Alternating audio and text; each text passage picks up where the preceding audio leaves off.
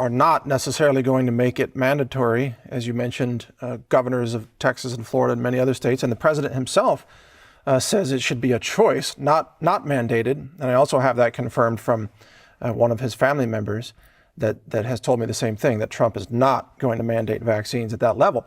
But we have corporations mandating them in the same way that we have corporations such as big tech companies that have decided they alone control your right to speak or to share information, your right to participate based on your point of view.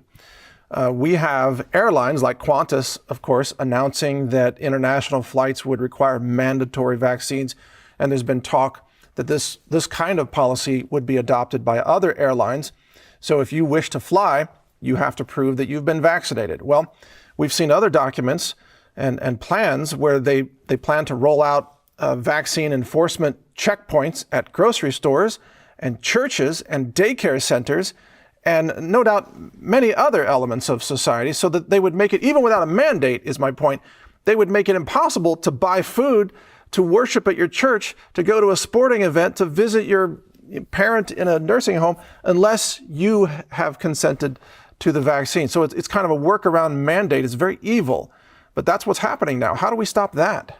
I think there are two things, Mike. One is that if those frontline workers and the elderly and the obese and people with comorbidities are lined up to get this vaccine, it's in them that we are going to see severe adverse reactions, and that will be the demise of the vaccine. It's a tragic way to have to learn a very, very bad lesson, but that's the way it's going to be. The second is, some years ago, Mike, when I was on your show, there was a big discussion about arms, guns, the Second Amendment, removing arms from people. And I said to you asked me a question about it, and I said, Mike, I'm from Europe. We don't have guns. It's not part of my body image. I didn't grow up with it, so I'm not the best person to do it. I now understand why America has a Second Amendment, and to protect itself from exactly this kind of tyranny.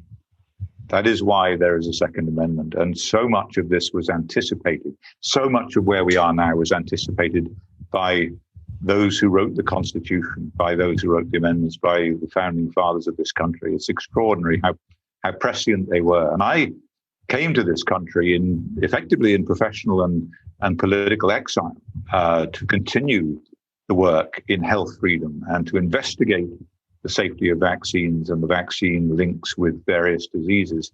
And I refuse to concede. I refuse to have all of the reasons that I came to this country, the great things about this country, to be threatened, to be compromised, to be removed by